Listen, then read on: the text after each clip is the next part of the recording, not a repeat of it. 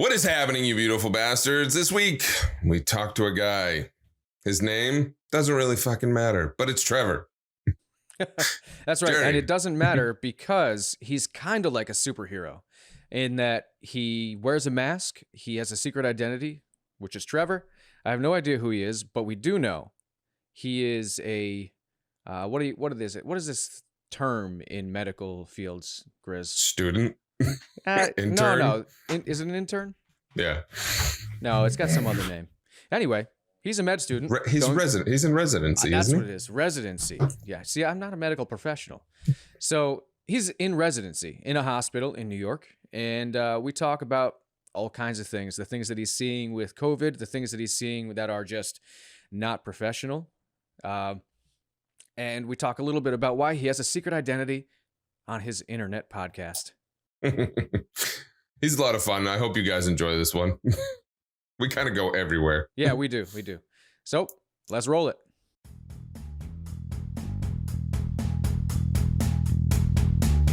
What is happening, you beautiful bastards?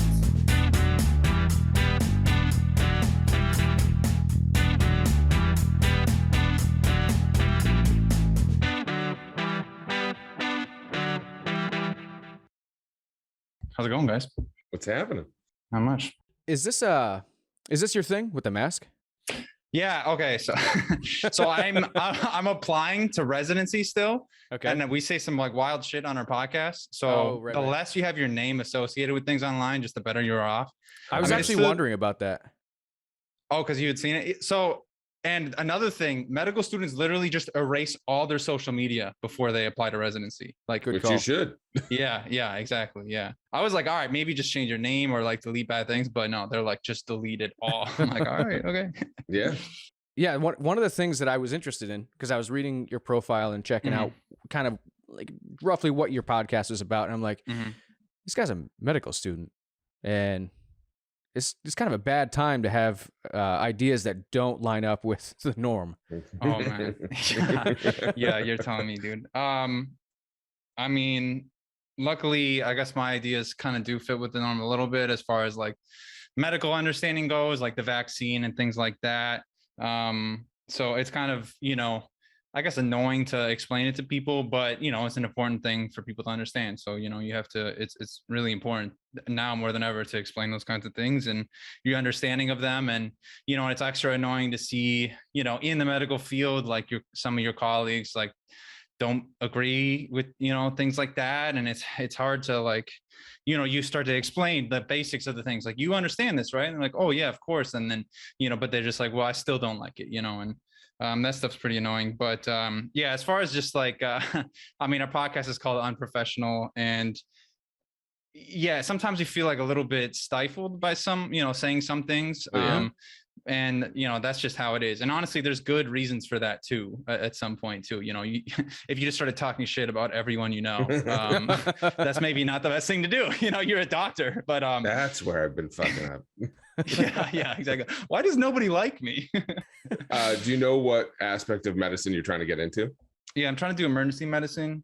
I've always just thought that was like the coolest thing. Luck to you. Hopefully you bastard. Yeah. You guys are beautiful. I'm the poor one. Yeah, I was just saying, you're gonna have no money for a while, and you're gonna hate people in like 5 years. It's fine. Yeah, well, it's tough to see. A lot of the attendings and even residents, they just so already just hate the world already, kind of a thing, or it's hard not to. Yeah, I mean, especially in those scenarios, and especially after like the pandemic hit, and I didn't see the brunt of it, where everyone was coming in and everyone was going on ventilators and people were just like dying on ventilators. Some of it just from the mass of people and the stress on the medical system, they're just like, look, this person died literally because we weren't able to have enough people to check their ventilator and they just passed away when we could have just changed settings, like that kind of crazy stuff. So that would hit anybody, but, and then people like, screaming at you on top of it, and you do that like day after day. I can't imagine, I mean, a lot of the medical field before this was already burnt out from people. Like my wife works in emergency and all of her friends are nurses and doctors and such, and they all worked, and they're already like on the edge of just people suck because they're trying to do their job. They're trying to help you, and you're just treating them like crap. So yeah, so you and then all of a sudden now you tack all this bullshit on. Now they're just like, yeah, fuck it, I don't care. wild. Yeah, I'm gonna do my job, but yeah. Yeah, if you go in with a light skin on this stuff, you know, it's gonna be a long career. That's for sure. Oh yeah. And there's some sage advice given to me the other day just by one of the attendings. You know, there's a few gems that you see where you're like, I need to listen to this guy because he still likes his life, you know, and he's been through all this stuff. And he was just like, look, you know, especially in emergency medicine, it's a long career. There's always going to be someone like flatlining or alarm going off, you know, or someone yelling at you.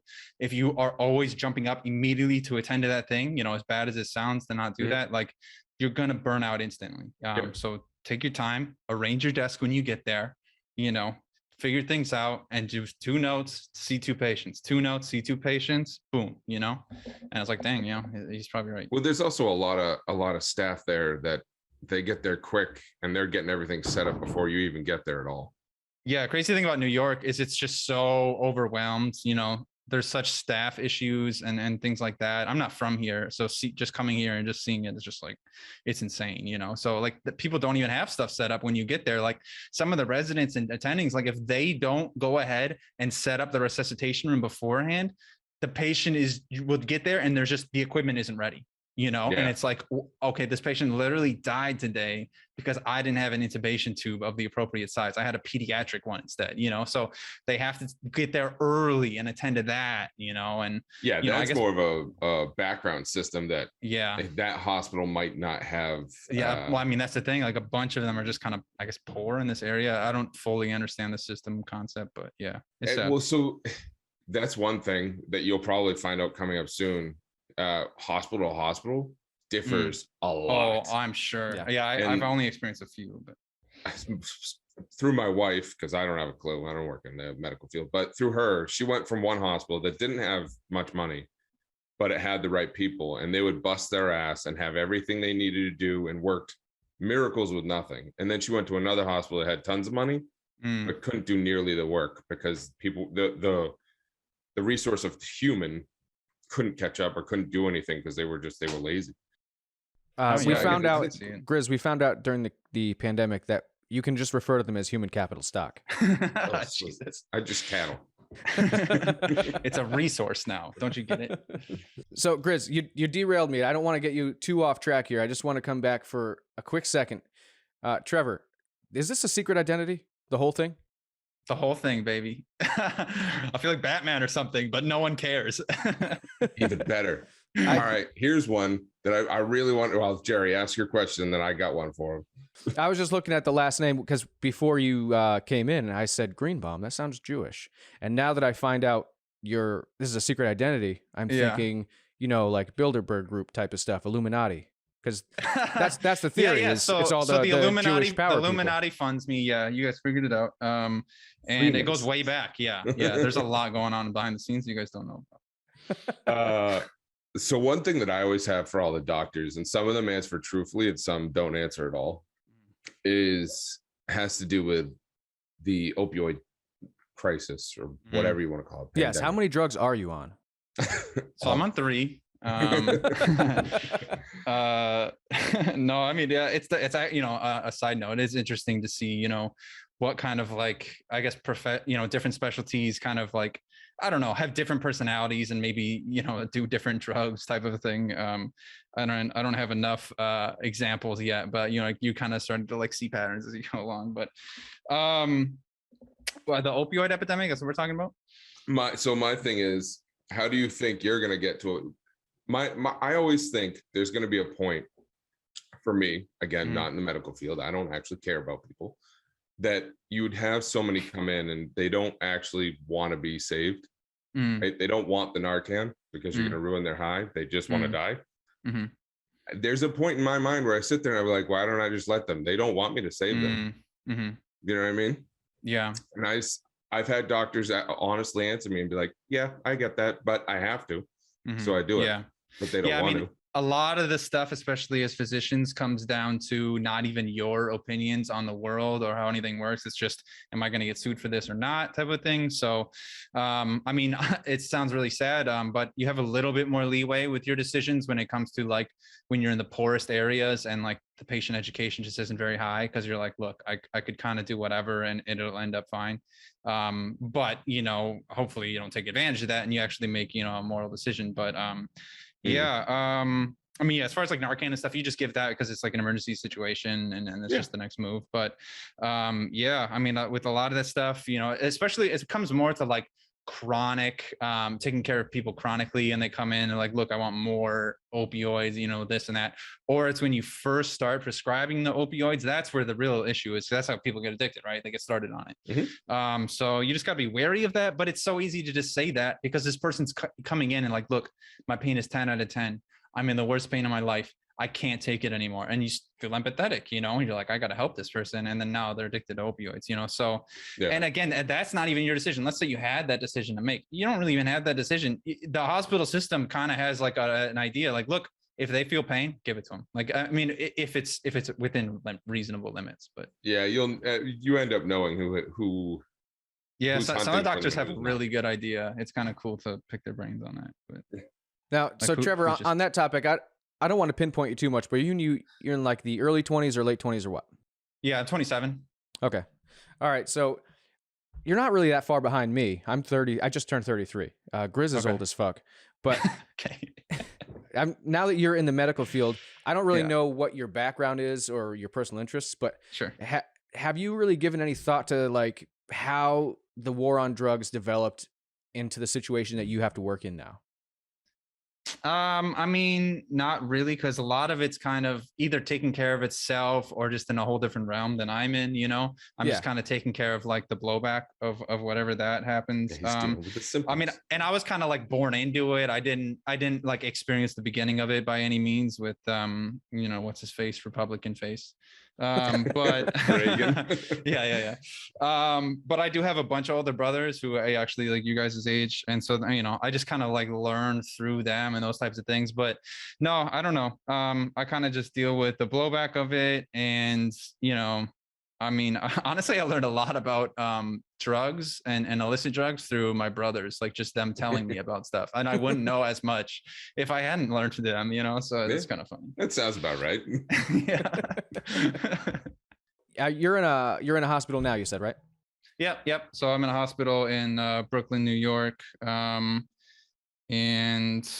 yeah, I mean, it's way different. It's like if you went to a hospital in Minnesota, that's where I'm from, compared to here, you know, it's just like a whole different world. You went from 0 to 100. Like 0 to 100 real fast. Yeah. Not that like emergency rooms in like St. Paul or Minneapolis aren't, you know, got something going for them too. That's more of like, honestly, you see a lot of just like meth heads and stuff. It's kind of random, but it's true. And I mean, among other things, you know, but, and then here it's a lot of just like, you know, diabetics who don't take their medication, and just a lot of people who just don't take care of themselves, and then just like don't take your medical advice, you know. So it's really frustrating. I mean, I'm not really giving it yet because I'm a medical student, but it's really frustrating to see just like someone coming in again and again. It's like, just take your insulin, like just put it in your body. Like, yeah. You're gonna never see the end of that. Oh yeah. They're like, yo, gear up if that bothers you. yeah, seriously, especially with the diabetics. Yeah, Grizz and I have found, you know, not in the medical field, just through our travels in life, that just a couple of assholes like everybody else. You know, most people that we come across, on average, they're pretty stupid. Pretty dumb, man. Pretty dumb. Makes me feel real good about myself. Yeah, and luckily all my older brothers set the bar real low for me. So like, as long as I hit, you know, MD, then my parents are just like, look, you can have the fucking bank. Like, it's all good. I wondered sometimes though, when it comes to like the medical stuff, I mean, because you do have people varying in education, like everyone I talk to, when you're sitting there, I have no clue what you guys are saying. You need to do all that. What? It's different language. I mean, you said it. I was about to mention it. One of the attendings brought it up. He's like, look, I mean, you guys just spent the last now it's 4 years learning a different language, you know, and being able to apply it. So, you know, figure that out. And then now really focus on being able to apply it in all these different scenarios and learn from experience. Because I mean, that's another thing. We have very little experience up to this point, but I mean, some of these kids are so smart. Like I'm, you know, I'm pretty dumb compared to some of these guys. I mean, I worked really hard and I've learned my stuff, but you know, some of these guys just get it, you know, like that. But but they don't know how to talk to a wall. Dude, I mean, you're telling me. We just mentioned it, and we just recorded the last podcast. We haven't posted it yet, but that's what we talk about. They were talking to my buddy, who's also he's very smart compared to me, but he's applying, right? And then he was talking to an attending physician, and she's like, "Look, you're obviously smart, and you seem normal, and I'm gonna do everything I can to like give you letters of recommendation and stuff like that." And he's like, that's all it took just to seem normal like that. She literally said those words. And I'm like, I guess, man. I mean, there's some weird people. There's definitely some goofballs. Yeah, I mean, meeting doctors that my wife's worked with, some of them, you literally, if it's not medical, you can't have a conversation with them. It's just, it's not there. It's weird. Yeah, man. Yeah, you're definitely there with it. Yeah, it's wild, honestly. I know a few people, not nearly as many as Grizz, that went into the medical field almost universally. Almost universally, they hate it. You're the dumb one, Jerry, or yeah. I'm just look. I'm sitting on a blank background talking to someone with a secret identity. I'm not that smart. Yeah, look, we didn't make it far. We took a wrong turn somewhere in life. I'm glad to be here with you. All the smart ones seem like they really hate their job. Well, I'm much happier than they are. Now that's got me wondering why someone like you would go into that field. Did you not know about this ahead of time? That life sucks. I don't. Bro, nobody warned me. No one warned me, and I'm too far. No, I have way honestly, too much debt, dude. You guys want to just? I might have just said it, but did you guys mention? Just guess. One guess. My debt right now. 4 years of medical school plus where'd you undergrad. go? I went to university. Well, I shouldn't say that. I'm a secret. But I went to St. George's University for medical school. It's in the Caribbean. In the Caribbean? That sounds like you might have got a good deal. It's the middle. It's the middle ground as far as medical school price. I'm going to say 120. You said 4 years? 120? Okay. Yeah, 4 years of medical school. You said what? Plus undergrad. This is plus undergrad. Yeah. And I'm going 120, Chris. What's your guess? I'm going 210. 210. 400K, baby. That's where I was headed towards, and I was like, nah, I'm gonna lowball this. That's okay, Trevor. I don't like money either. I hate myself. So it works out great. 400K principal, 12,000 interest. But luckily, COVID happened. I'm probably the only person who can say that, and our school loan interest stopped during that time. So I'm blessed. Now, how do you feel about your job prospects and your future? Looking at you're starting out with $400,000 in debt. My house isn't even worth that much. Right? Yeah, it's a mortgage, baby. A good one. Yeah.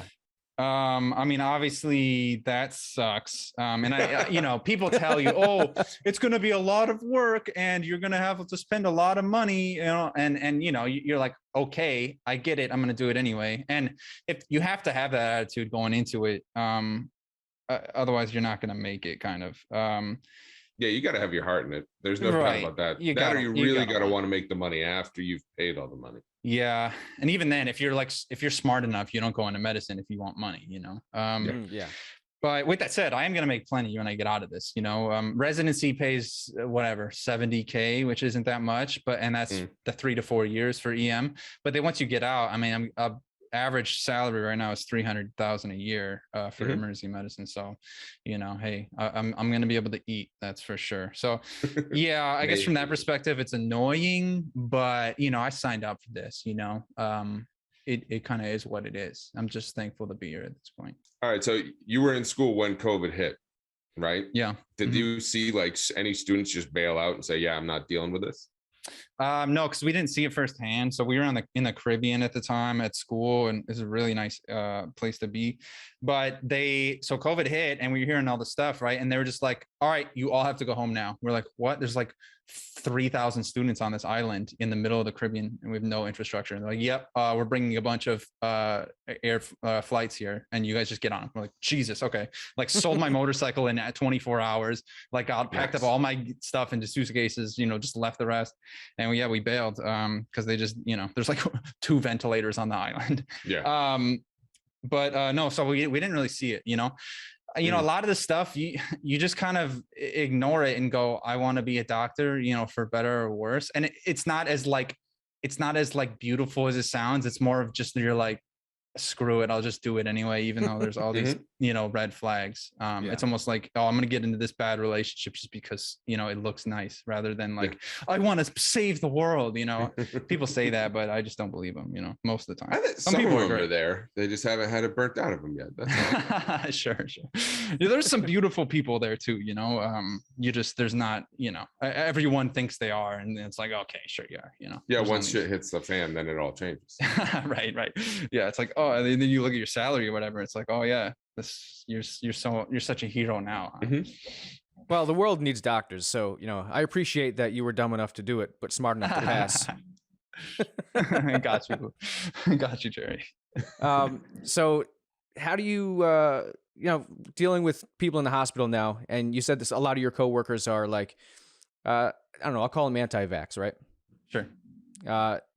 They're all getting fired now, but before that, how did you guys who were of sound mind deal with that situation? So a lot of those people didn't really like spew it out. It's like, hey, I think the vaccine's bullshit. They just kind of hid. Yeah, they were quiet about it and didn't say anything. So then once the mandate came in, even then people would be like, oh yeah, I'm vaccinated. And then you'd find out like a week later, like they either got dropped or they had to get vaccinated, but yeah, a lot of them just kept quiet. Is that the number? That's what I heard. Okay, that's New York wide though. That's not just New York City. No, I believe it. And I'm guessing that's including like nurses and everyone, right? Yeah, you all get lumped into the same thing. What was the number you said, Chris? CNA 70,000. 70,000 that what, got fired? Staff that got fired.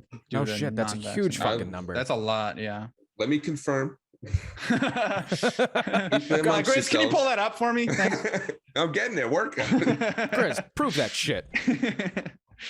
But I mean, they're just quiet, and it's funny. I mean, we talked about it in one of our podcasts, but there's like, this one medical student who was mentioning it too, but he wasn't mentioning it unless we like pull it out of him, and then even then it wasn't based on like sound things.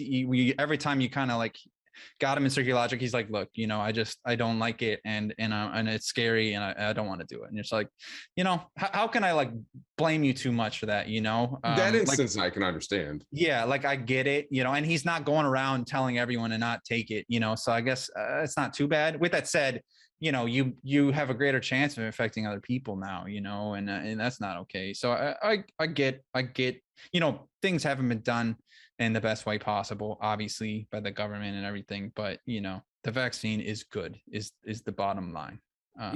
We agree. We're both vaccinated, but I know if you talk to people on like the extreme liberal side, they'll tell you if you're against the vaccine, then you deserve to die. I think that's a little bit extreme.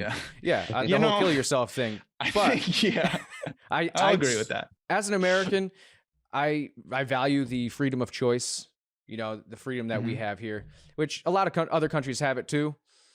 But this whole blaming them for like the continuing pandemic, I don't think that's really a valid point. It's probably worse because they're not getting vaccinated. Sure. But if you're just a random guy who's like, I don't want to get the vaccine, you do your thing, I'm just not going to get it.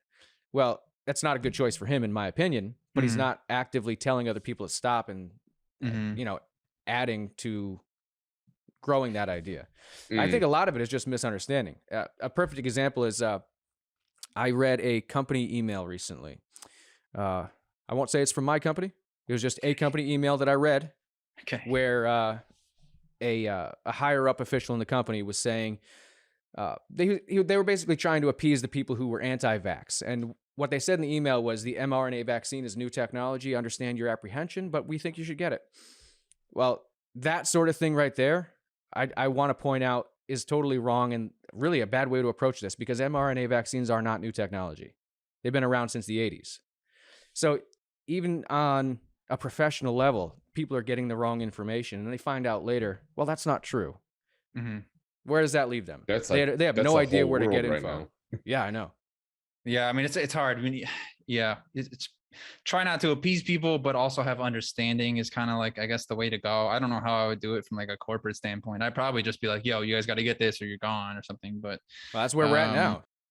Yeah. I mean, you're seeing it. So, and healthcare workers, I mean, if I totally get that. I mean, you are directly impacting, you know, your patients by doing that. And you are if you're a civilian too, but this is America. So, you know, I get it.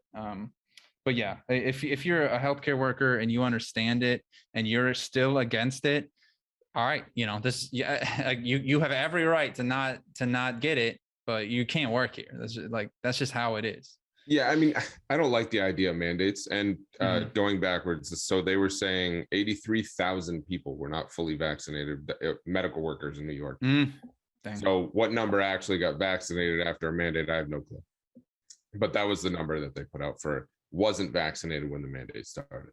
I don't like the idea of a mandate, right? Like if you want to get it. If you don't, fine. But like working in a hospital, they had the flu vaccine. You either have to get the flu vaccine or you have to wear a mask whenever you're in there. That's been a thing, yeah. That's been a thing for years, you know? But so do I understand why they're trying to do them? Yeah. But do I like it? No. But I'm vaccinated, so I don't really give a shit. Grizz, I take personal offense by what you're saying right now. Let me explain myself. Because obviously I'm vaccinated, so I mostly agree with you. But let's talk about social media for a second with you, Grizz. You're a big proponent of you're not going to hide from big tech. They're going to get your information. So who gives a shit if they're tracking you if you have nothing to hide? That's right. So if you have nothing to hide, let them track you. That's, for one, a terrible stance, which you know that I feel that way. But so that translates directly to saying something like, I have nothing to say, so I don't care about free speech. Okay. I don't agree, but fine. You don't agree with that? You know, because freedom of speech, like, even though you're saying because I don't have a problem with freedom of speech, you can get rid of it. This is not the same as big tech. No matter what you do, is already going to have your information. Yeah, so that's a violation of your privacy. I'll tie this back into what you were saying in a second, but that is a violation of your privacy, which you're okay with because it's inevitable and you have nothing to hide. Yes, right? That big word, inevitable. Yes, it's inevitable and you have nothing to hide. So little guy Grizz isn't going to fight the system. But then we're talking about these mandates, and you don't agree with mandates because it's a violation of rights, but you're perfectly fine giving up your privacy. It's not that I'm Where are you? I'm getting mixed signals. That's what I'm saying. I'm not fine with giving up your privacy. The problem is it's already gone. That's where I say, it's gone. What does it matter? Right now, because we're having this conversation, I will get ads later about the vaccine. Trevor, we need a mediator. Is Grizz an idiot? Yes, I am. But that's besides the point. Everyone's entitled to their opinion, Jerry. Dude, we've done episodes on all sorts of stuff. Later on that evening, I'll have an ad on my phone for it. Yeah, that's how bad it is. That is wild. Yeah.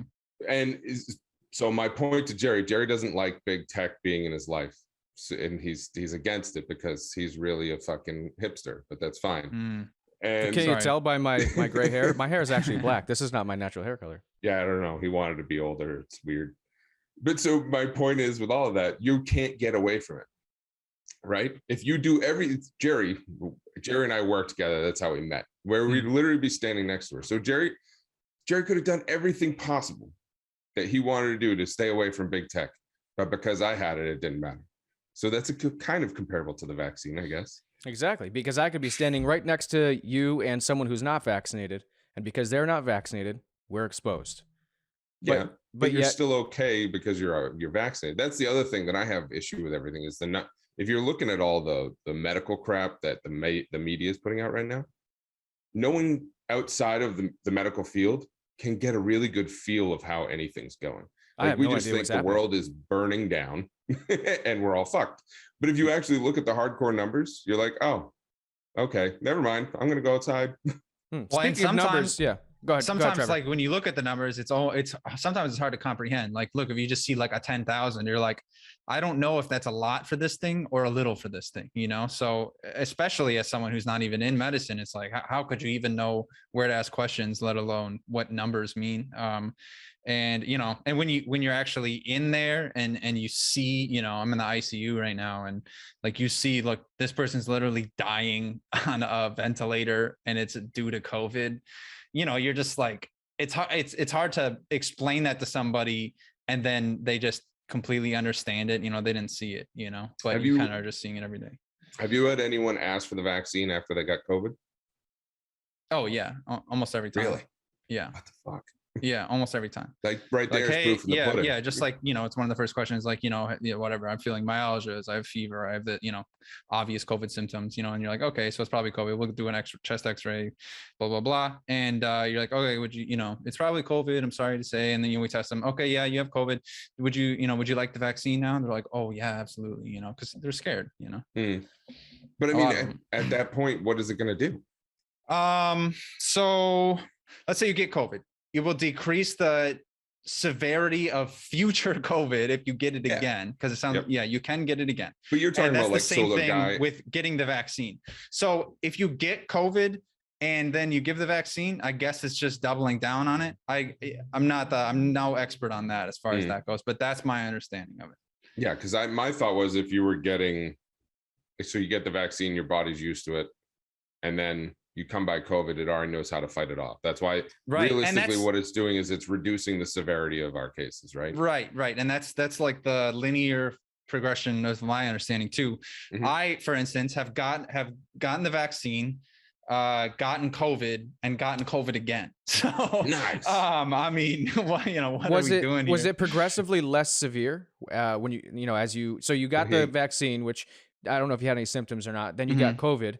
How was your first and second run of COVID as a person who was vaccinated? Sure. So for me, had symptoms of the vaccine, just kind of had a shitty night of sleep. And then got COVID, and we'll say it was like a 5 out of 10 on annoyingness or whatever. And then I didn't have the worst symptoms for any of this. And then scale, I like it. Yeah.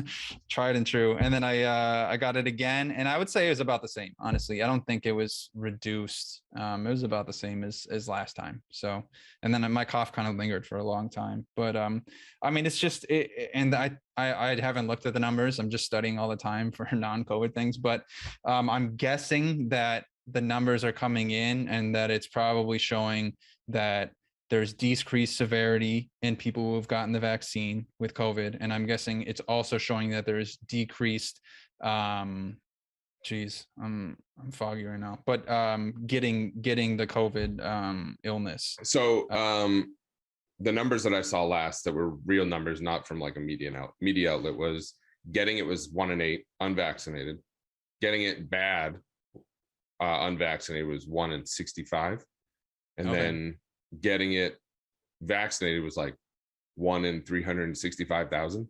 Oh Jesus, that's huge. And then getting it bad and vaccinated is like 1 in some ungodly number. So those are numbers that like most people who've gone through elementary school can understand. Right. I mean, that's right there.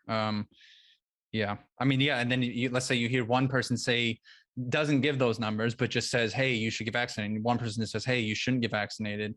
That's different. Now you're just like, I don't know who to listen to. I'll listen to the person I'm closer to, So I get that. Like, but if you look into it, obviously you'll have, real numbers and things to look at, but people don't care, and I don't blame them. Like, yeah, I got shit to do. I got to make money today, like, I don't know. Yeah. I mean, the one thing we did an anti-vax episode very early, and you should rephrase that. Learned, what?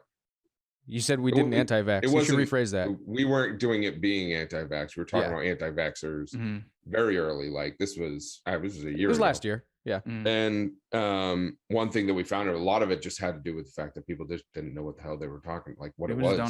If you give them a class and you teach them about it, I think that what came out of it was like 80% of them were after the class would get the vaccine. But then people would be like, oh, you're going to make me do this class. Like, this is bull, Yeah. So. Yeah. Well, that's my whole problem with the mandate though. If you change around, and you force someone to do it, those people on the fence, all right, fine. They're probably going to do it, right? They want to keep their job. They want to keep their livelihood. Those people who are on the far end, they're going to buck hard, and they're going to double down on what they're already doing. Yeah, I know people personally that are perfectly willing to accept getting fired coming up in the next couple of months because they don't want to get it. Which is wild. What a crazy thing to live and die for right there. That's But they feel that strong. That shows how strong they feel about it, Yeah, it's interesting. It is. Dude, right now we live in a fascinating time. So we were talking off air recently, and maybe you'll be able to speak to this, but we know a lot of people who are against the vaccine, whether, varying degrees of such. And one thing that keeps coming up is COVID-related death. I'm sure you've heard that term, right? Dying of COVID complications, or however they word it on the news or on the death certificate. How prevalent is it really that people are dying, they just happen to have COVID, and it's written up as because of COVID is the reason that they died, when really it was like they had a staph infection and just happened to have COVID at the same time? Sure. Yeah, I can speak on this a little more. So when it comes to cause of death, there's only so many things that even come up in the first place. Okay. So like your heart stops, for instance. Yeah. It's got, more scientific language than that. Or, your lungs aren't Keep working. Keep it dumbed down. All right. Yeah. You're getting past my limit right now. So yeah, like your heart stops, or, so you're not getting circulation anywhere, or your lungs aren't working, or whatever, like your acid base level is off the charts, things like that. Those are the only ways you can really die. So if we're really breaking it down to that, yeah, let's say, you got syphilis and, whatever, this is a long time ago if you're dying from syphilis, but you got syphilis and like you let it ride out and you die from that, right? You're not going to die of syphilis. You're dying because, your lungs stop working or something. And that is secondary to, that's what we call it, secondary to your illness, syphilis. So, and let's say you have multiple things, right? Let's say you have, God, why did I use syphilis? But let's say you have syphilis and like keep rolling with syphilis. It's good. and a bunch of other stuff, right? A bunch of other comorbidities. You have congestive heart failure. You have whatever, some kind of respiratory thing, COPD, all these other things, diabetes, right? And then, you eventually die. You go into cardiac arrest or something. Yeah, we have like multiple things that are indicating you can die of cardiac arrest due to these things, diabetes, for instance, and we can say secondary to, diabetes, but at the end of the day, you to know specifically, you'd have to like do an autopsy and do all these other things. And, what are we going to do that when there's like 1,000 people dying each day of like, COVID related things? And the bottom line is, if you see people coming in, they have COVID, they're not breathing, and they haven't had something like this happen before, or it's like an extreme exacerbation of their COPD, and you're like, okay, the only thing that has changed here is they have COVID, as far as I know. So then, you put them on the ventilator or whatever, and they deteriorate. It's like, all right, this is likely due to COVID. And I'll give it to, whoever the other side is, I guess.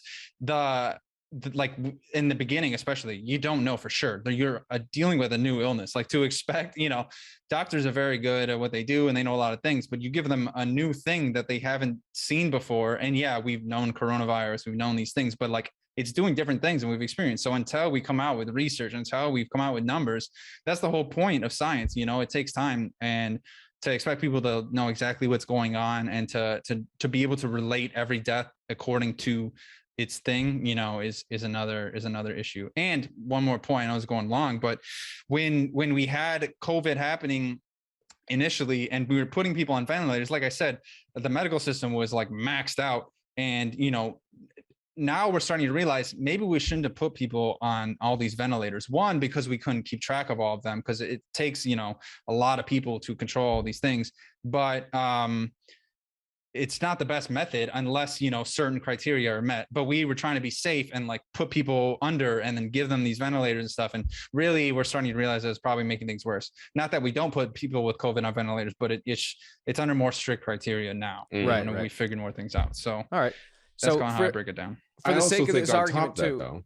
Sorry, Grizz. I just want to get this out of the way first. For the sake of this argument too, and the what do we want to call them? The COVID, the vaccine opposition, I guess. I'll break it down simple to a yes or no. I know you can't speak for the entire country, but where you've worked, are records being falsified to say this person died of COVID just to, I guess, bolster the argument to get the vaccine? Okay. As far as I understand, that's the cause of death is up to the physician who's writing the thing. Right. Bottom line. Have I seen people do that specifically to bolster numbers? No. But have I seen people falsify documents? Yes, for sure. Every single day. Sometimes in smaller ways, sometimes in larger ways. Right. But that's a pretty wild thing to do to to be like, oh, I'm just going to put this secondary to COVID just so I can up the numbers. I haven't seen anyone do that. I haven't seen anyone care enough to really do that. Even people who are like, that I've seen anyway, I can only speak for people I've seen, but who are super, oh my God, I can't believe we're not vaccinating everybody. What's going on? Even they, I don't know. I haven't seen them just like be like, hey, look what I'm doing. I'm bolstering numbers, and people, it's funny, like when you're in it, like there's not a lot of secrets that are kept, you kind of know a lot of dirt on a lot of people, It's crazy like that. Yeah. And people people talk about like, like the moon landing, it could have been staged or something, but the fact that it would have gotten out by somebody, it just people gossip. That's just what people do. When you're talking about an organization of people, it's really hard to keep a secret that serious. My thing that I kind of equated it to was there's two things. A, COVID does a lot of shit to your body that's fucked up, and it can cause a whole and we still don't even know the whole body. I just started a research paper on hemorrhagic encephalopathy induced possibly secondary to COVID, because we just ruled out all the other things that could have come up possibly been, and we got it down to the trauma because the guy fell from a seizure that can cause head bleeding, right? But it didn't seem like enough, and it was more likely that it was due to the virus. So, but that's my thing. It can cause anything. Yeah, all right. So if you actually get into like what COVID's doing with your lungs, it has more to do with its sludging of your blood, and that it has something to do with what's the fluid between your Plasma? lungs? What the no. Oh, sorry, the pleural fluid. Yeah. Yes. So has something to do with the actual diffusion between the pleural fluid. We're getting way past Jerry. I can tell he's gone. Jerry, we'll come back. Don't worry, we'll be back with you. So there's so much more to do there than just people can't breathe, right? There's a reason they can't breathe, and it's because their blood's turned into fucking 90 weight. Right. So it causes coagulopathy. Yeah. So like your blood gets thicker, it does the opposite of warfarin and blood thinners. Exactly. So you can have like a heart attack due to COVID. Yeah, exactly. I mean, and it was affecting kids. It was causing like arteritis and stuff, like just crazy stuff, it affects the immune system. It affects the nervous system. Like it's wild, man. It's definitely wild. And that's what, like in the beginning, we didn't know what the fuck was going on, because everything's like another day. You're like, wait a minute, it's doing what? Mm-hmm. And then then on top of that, seizures now, like exactly. And then so you also have what's the media? Is the media, we're getting back to the whole, do they even understand what the doctors are saying, right? Or what the press of the hospital is saying? So they're putting out oh, he died of COVID. Right. Yeah. And there could just be communication discrepancies and stuff. And then the bottom line, like I'm saying all this stuff, but I wasn't there. Like I wasn't there when COVID first hit and all this stuff is going on. So I'm just saying from what I see now, and I haven't seen, people bolster numbers, and stuff like that. But also to go back to you getting COVID twice, it just apparently you can't don your PPE. Yeah. No, what's crazy? We talked about this in episode 2 is like, most doctors are, very efficient with their PPE and stuff and follow guidelines. But when you're not in a patient room or something and you're outside, like, especially in the emergency department, man, they've already been through it all and they saw all that stuff before. And now they're just like, they got their mask off. They're just like eating a sandwich, like right next to a COVID room. Like they've already been through it all. They just don't give a shit anymore. They're burnt out. Yeah. Oh, bro, for sure. Dude, my wife's emergency room, when it first hit and they had like the PPE shortages and all that shit, Jerry and I used to do automotive stuff. So I had a mask, and I actually borrowed his 3M respirator. We both had one, because all of her doctors and all of the ER workers, they didn't have any masks. They were using one mask in a week. Yeah. So wild. All the doctors were picking up 3M respirators, and I said, here, take this one. I borrowed Jerry's, gave it to her, and they were cleaning them with bleach. And I'm like, I understand where you're going with that, but that doesn't really work when it comes to a 3M mask. But okay, fine. Yeah, they were going nuts. Probably going to ruin the integrity of the mask, but you're doing what you got to do. So other than COVID, what kind of crazy shenanigans you been running into? I mean, it's kind of, with the whole pandemic thing, it's kind of, It's weird. That's the only thing I've seen so far. So I'm trying to like separate, what the actual environment would be like without the pandemic versus with the pandemic. But yeah, I guess, I mean, a lot. And the thing is, a lot of the stuff that I've seen, I'm guessing it's just like normal, like medical things, so we've seen a lot of other shenanigans. I mean, this is a funny story. I mean, just when it comes to the ER, I mean, first of all, just like the wide variety of patients, just like wild ass people, crazy people, but then there's also people who, oh, hey, I got abdominal pain. I'm not sure what's going on. I can't poop right now and stuff like that. And then you're like, okay, well, come on in, you do a full physical exam, work everything up. You're like, all right, well, I can't figure out what's wrong. We're going to do an x-ray, the abdomen, figure out. 14-inch dildo. And then you see the dildo, it's just right in there. Just tell us in the beginning. Why do just it like, work? Hey, so this was kind of pertinent information. You have a dildo in your ass, So how many of them, when you present that information, are like, what? How did that get in there? Like, whoa. This COVID thing's really crazy. Put a dildo in my ass. I was out of it last night, man. I had a fever. Ass. Yeah. No, an infectious disease guy. He's I can't believe syphilis is coming up again. It's so rare. But right. Syphilis. So he's like the guy in New York when it comes to like those more rare STDs. And so people, a perv on top of it. He's pretty weird, but he's not. Yeah, he's pretty goofy. But he's like, one time he mentioned, he's like, this preacher came in and, he was shining all these obvious signs for, syphilis, and we tested him and it turned out positive. And he's like, look, you have syphilis. And the guy's just like, impossible, unbelievable. I couldn't have it. And he's like, look, it's almost impossible for this to happen, but let's just say you got it through shaking hands with somebody and you both happen to have a cut in the same exact place and then your blood transferred. All right, fine. But you have syphilis. So accepted, Yeah. You just get people denying a lot of stuff.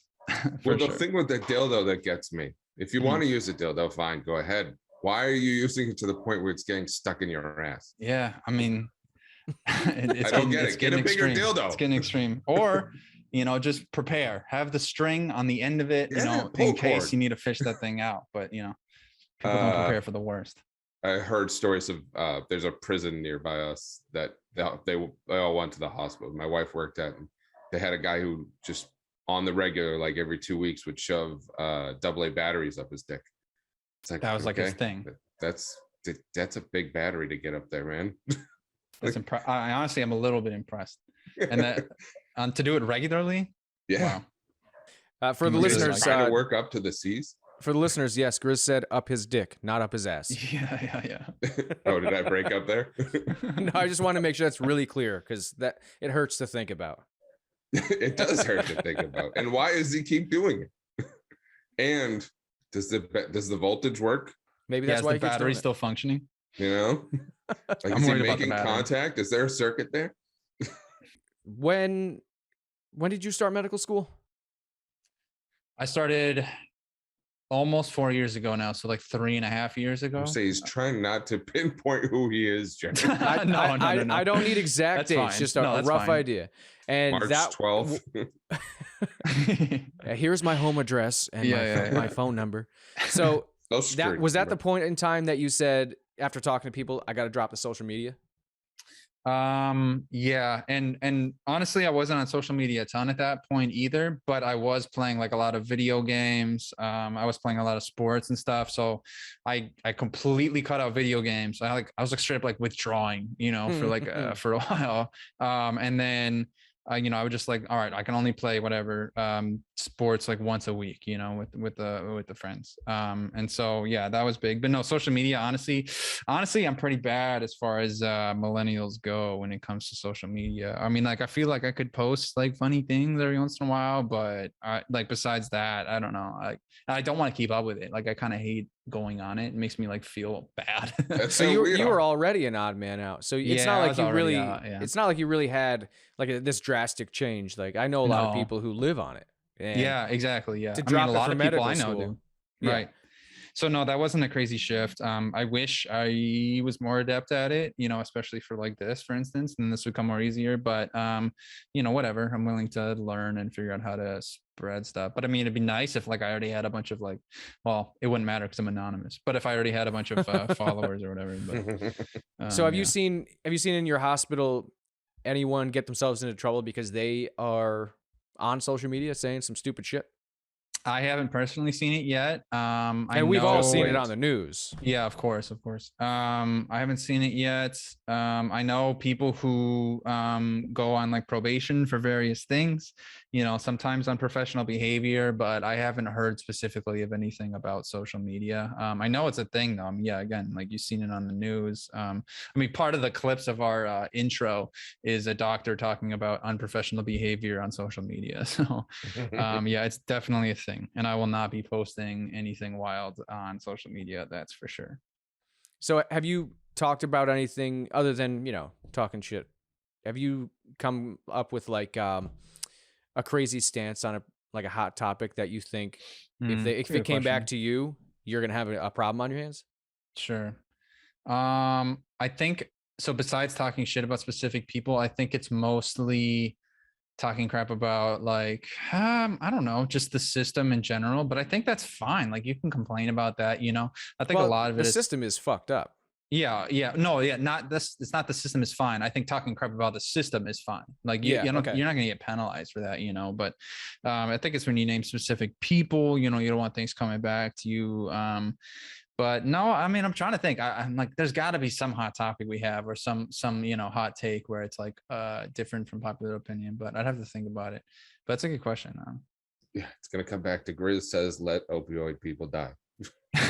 Yeah. Well, yeah. There's certain things like that where it's like, look, the hospital wants us to do this, and I just don't agree with it. For instance, when I was in the GI rotation, we're looking at these, patients who are, let's face being it, gastroenterology, yeah, and they're fat as fuck, man. Sorry, can I swear? Yeah, they're huge, and it's like, all right, okay, let's look at their past medical history. Maybe they've got some reasons for this and they can't control it or something. But a lot of them, you look at their history and it's like, man, maybe if you just ran a little more, and consumed a little less calories, like I think you could make it happen, and you ask them more questions, and you don't feel like they're giving it everything they got. And then, but they come in and, they're like, look, I want my whole stomach redone. I want you to pull out part of it and reattach this to there. And it's like, oh my God, like I could never do that job because I just don't agree with that at all. And it would kill me every surgery I did, to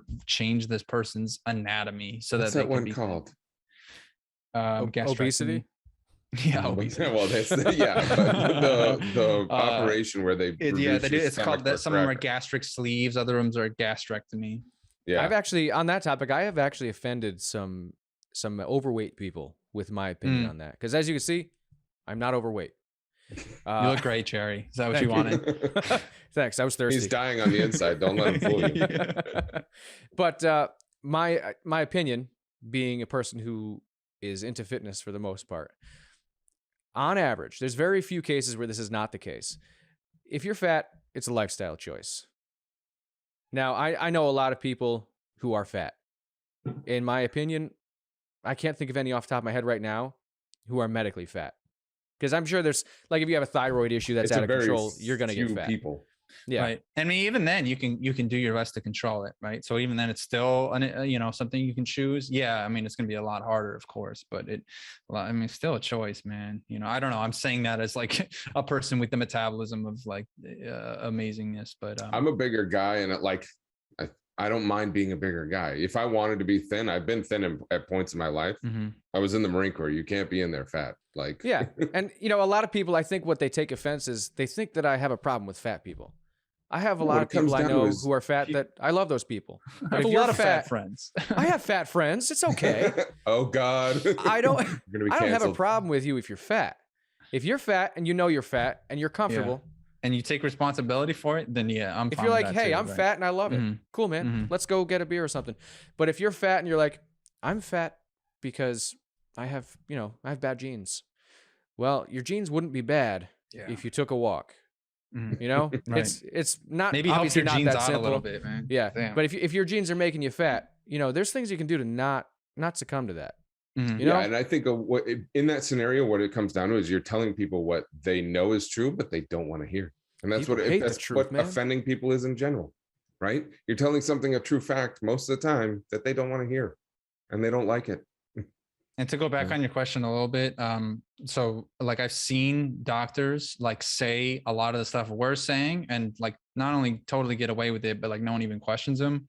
And I mean that's just kind of you know, they can do that. You know, they're attending physicians now. They have a lot of you know, they've been there a while, so they can kind of do those things. I'm in like the most sensitive part of the process, so I just kind of want to be careful with it. But also like I mean, it's sad to say, but when you're in a poor area and your patient population is people who don't really speak English and like all these other things, like you really have more leeway, you know. And you could say, I mean, some of these guys say like really offensive things like right next to patients and stuff like that, and you're like, oh my god, like this is the most unprofessional thing ever. It makes me look like a fucking angel. But yeah, that reminds me. So in poorer communities, there's a lot of obesity, and I think that's actually on average the government's fault.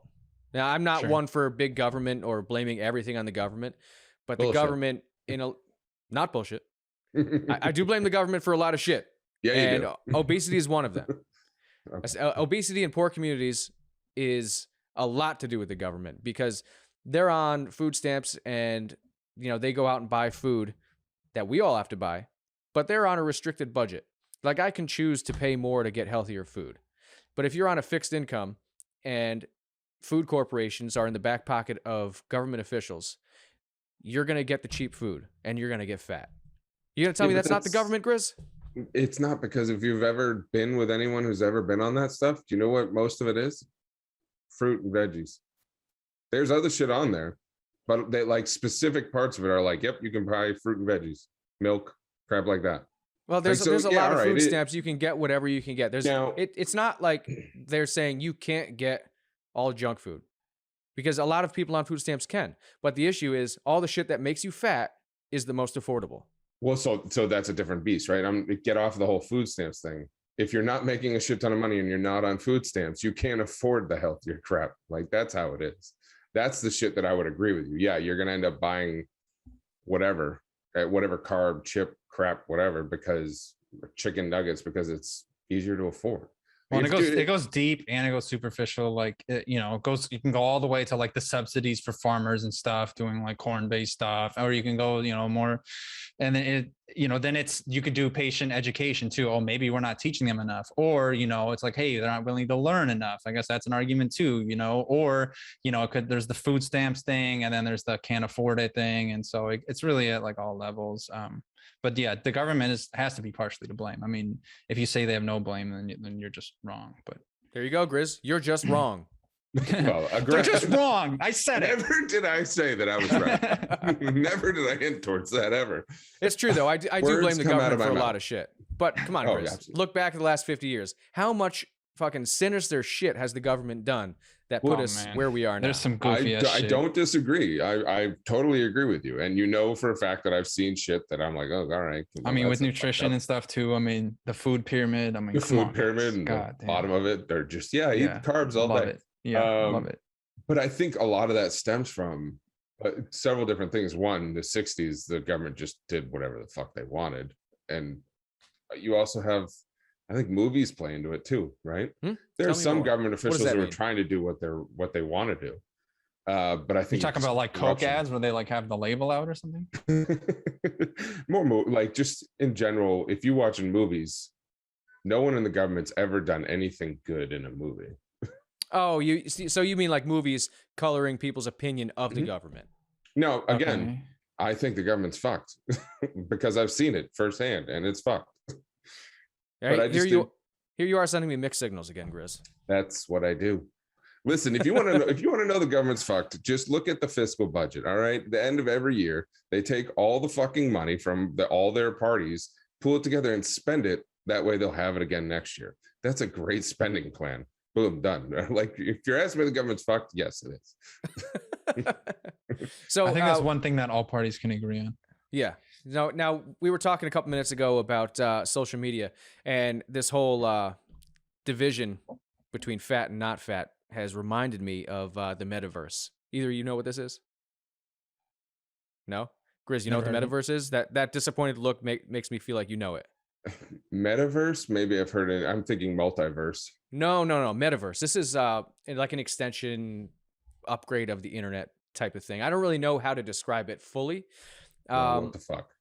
But Facebook is kind of responsible for implementing this. It's a combination of different big tech companies, and they're creating what is the metaverse, kind of an extension off the internet. And what this is going to do is it's going to create these virtual reality spaces. You've seen Ready Player One, you guys? No, but I know of it. Basically, imagine a fully immersed video game. Yeah, so it is an online space that you can occupy. So you put on whatever the VR shit is. And in the case of Facebook, Grizz, what do they have? The VR headset. Oculus? Yes, I think that's what it is. So, dude, if you had that shit, there wouldn't be fat people. No, that's what I'm getting at. I think it's going to get worse. So the metaverse is this 3-dimensional digital space, kind of like Ready Player One, where you go into this immersive world. And I think we're going to end up in the situation where people live there. Like they'll be in a bed somewhere, I'm sure, but they're going to be tied into this virtual system, into these digital worlds. And they're going to be like the fat people from WALL-E, where their bones start to disappear. And then you're going to have the digital people and the people. Yep. You follow? Oh, you think it's gonna like almost divide itself? Yeah, I think this is gonna be an evolutionary divergence. Huh. Okay. I like that. I think that you gotta have the I don't know what the foot thing's called that they had in that. So you could run in the video game. It's just an omnidirectional treadmill. Yeah, but that's what I'm saying. Like if you those exist now. No one be fat. Yeah, those exist now. I know. That's what I'm saying. I think you're still gonna have the people who are like, I'd rather. Oh, you're absolutely gonna have the people who are like, fuck that. Why would I want to run? Right. I just push this joystick. Let's be real here, Grizz, though. If we end up in the next 10 years with a fully implemented metaverse where people put on their Oculus and they're in here, it's not going to be that much longer before it's tied into your nervous system and you don't have to move. True. Oh, what I'm waiting for is when people are replacing limbs on voluntary. I'll be doing it. Yeah. Fuck yeah. I mean, pitchers are already getting like Tommy John surgery when they don't need it. So they can, they got more torque on their fastball. So that's like an example, but I'm talking like, I know, replace your limb with like a fucking mechanical limb. Like it feels the whole 9 yards and now you have a sword that shoots out of it or something. Like, when's that coming? I kind of want that. This has actually come up before. Grizz, I don't remember what you said. I said I would absolutely do that. My legs are pretty good, but I would totally chop them off and get bionic legs that were 100 times better than what I have now. My knees are fucked. Knee replacements are a lot, but I think when you go bionic legs, I think at some point they'll make them cheap enough where it's like, man, I'll just replace them. Yeah, it's gonna happen. Mm-hmm. Trevor, which one are you giving up? What body part are you giving up for a fake one? You can say dick here. It's okay. Yeah, I mean the obvious answer. The obvious answer is my cock. Yeah. I mean, here's the thing. I mean, we're going to have to be competing with these robotic entities that will provide the greatest sex ever seen. So, I think it'll be dick first. With the sex robots, it'll be dick first, and then honestly, bold take. I think I'm going to go intestines. I'm going to replace my intestines because I know I'm going to have some issues in the near future, and then we'll do something else. That's a good point. I never even thought about internal organs. Grizz, I need new intestines. He does. He does need new intestines. It goes through easy, huh? So as a doctor, I assume you know GI stuff, right? You were talking about working at GI. To some extent, yeah. So I have ulcerative colitis, which has come up a couple of times in this show. Yeah, that sucks. AKA bitch internals. Yes. But it's my superpower. I have to stay healthy. I have no choice. I have to stay healthy or I'll die, which is why I look glorious. Most of the people I've seen with inflammatory bowel disease, pretty healthy. They got to take care of themselves, and it gets started like early on. Shit if they eat crap. Yeah, people. It happens to people who are like 25 to like early 30s. So it's they learn early on. Like, all right, if I don't live healthy, my life fucking sucks. So they bleed out their ass. Yeah, like one of the worst things. As far as I know. I do have to say though that everyone I know who has it and I can't speak for Jerry, but other people, they all got it like through drinking insane amounts of energy drinks. Yes. Oh, really? That I've never happened to heard me. that. So No way. This is the weirdest thing because I didn't actually know that Grizz felt that way about it. Because I don't really know that many people that have it. It's not exactly a common disease. I mean, I know like a handful. Yeah, but all of them. That's more people than I know. I don't. I think maybe one person. No, I don't think I know anybody personally. Well, now you got one. It's not common, but when I think I was 25 or 26, I was obviously not the healthiest person. I was an average American. I was never fat, but I wasn't healthy, and I started drinking Monsters. And that was because Red Bull didn't taste good to me. Now, in hindsight, I should have done Red Bull because it was a much smaller quantity. But I was drinking like 2 cans of Monster a day. Oof. Which that even 1 can is way too much. Yeah, and but I've seen people drink way more than 2 cans in a day. That ain't. I went from before drinking that much Monster. I didn't drink any energy drinks. I didn't drink coffee. I just ate standard junk food. I loved McDonald's and shit like that, and I was fine all the time. I drink 2 cans a day of Monster for 6 months. Everything went to fucking shit. No way. Oh, I mean, I believe it. That's just, that's wild though. And of course I can't pinpoint it. Otherwise they'd be giving me a lot of money. But I just think it's fucked up that now Grizz is saying that he knows other people who he knows a handful of people, which is absurd that he knows a handful of people who have. Yeah. But you guys have like a convention or something? I do. It's in my living room every Thursday. But they all feel as well that energy drinks triggered it. No way. That's crazy. I mean, yeah, it might be a thing. Maybe there's some research on it. I don't know. But that's interesting. We didn't get taught that after Jerry's dead. Well, yeah. I'll be a good specimen because I'll be well preserved. My body is a temple. But anyway, okay. Back to what we were saying here with people with ulcerative colitis. Things like ulcerative colitis, where they don't really know what it is. They don't know what causes it. They just know it's an autoimmune disorder and it happens to manifest this way. You'll probably see more of this as you get further into your career. I've just seen it a lot because I have ulcerative colitis. Things like what I have they're not common. I don't think I can call it rare. I don't have the exact numbers. Yeah. I don't think I have the numbers anymore, but it's not rare, like but it's not common. It's not like it's in the tens of millions of people in the United States. It's well below that. So there's really no incentive to research or fix it. It's pretty easy for a pharmaceutical company to give somebody like me special anti-inflammatory medicine, charge me $1,000 a month for it, and say you're good to go. Just hopefully you don't die. Come back next month. There's no incentive for them to do the actual research because let's say I think the number was like 3 million people in the U.S. have it. If you cure 3 million people, you're not going to make your money back on the cure. It's not enough. So from a business perspective, I understand, but from a person who has it, those are fucking assholes. I mean, it's easy to be naive about it because I know I was. It's like I always just assumed that the next most deadly and like virulent disease or genetic disorder is going to be the one that we work on next. Like, of course, that's going to be the thing, but that's it's what you'd not. Like the whole HIV epidemic was like really the first thing that made me go, oh, okay, so we don't treat the most deadly thing first. All these people are dying of this horrible disease, and like they weren't putting money into the research very much, and then we come out with Viagra, and it's like, oh, okay, so we're working on dick pills, instead of people who are just like getting every single illness because their body can't fight back against it. It's because I guess the gay people aren't they don't got the cashish behind them.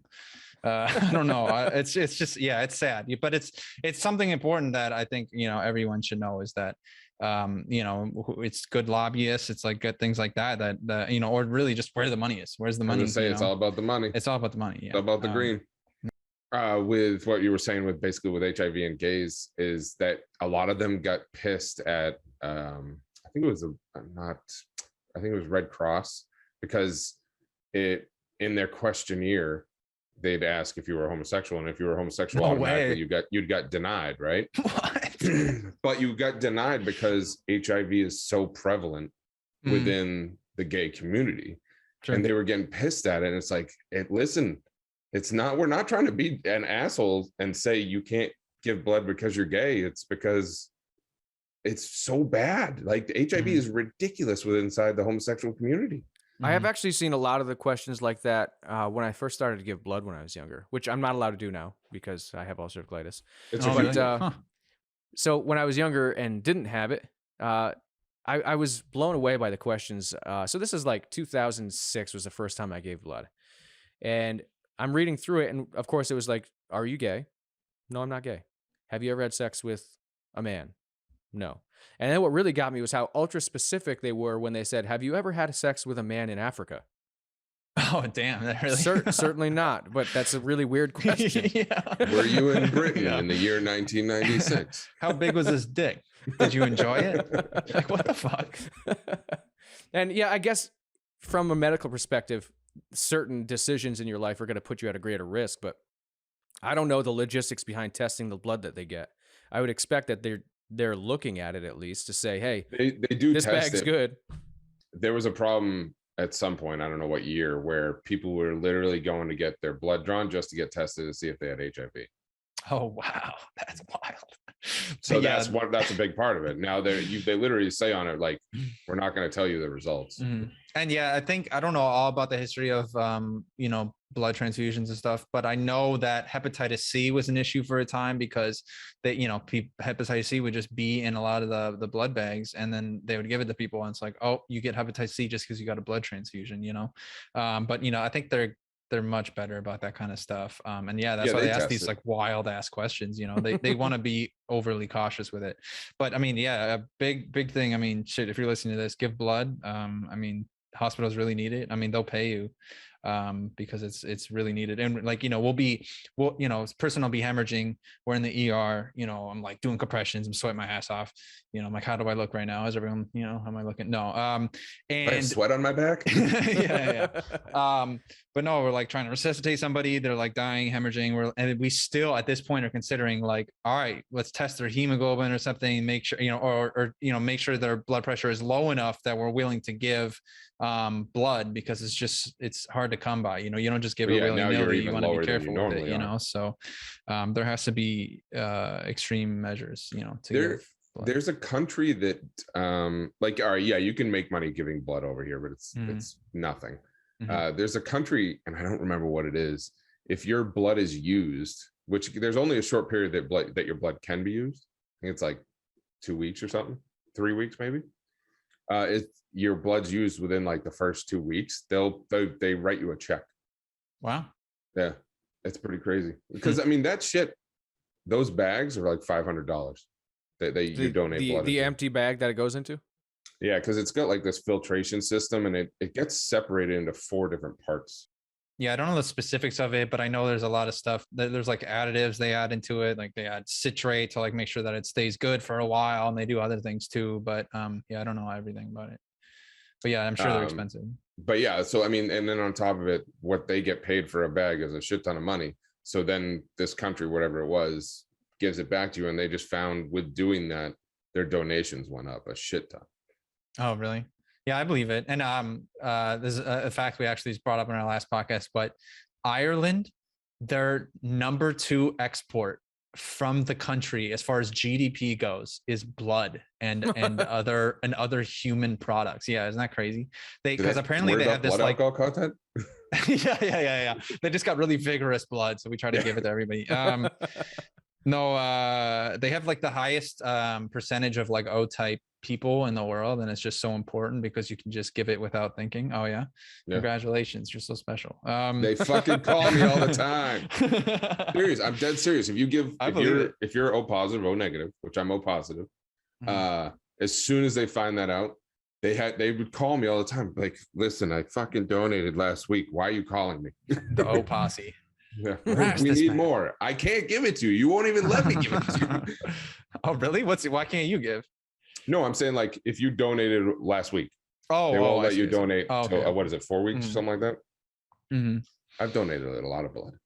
Yeah, I used to donate regularly because I also have O positive, so they would harass the shit out of me. Oh, nice. But they stopped harassing me after in that. A while, but I'm being a hypocrite. But I don't. What's the one where they give it back to you?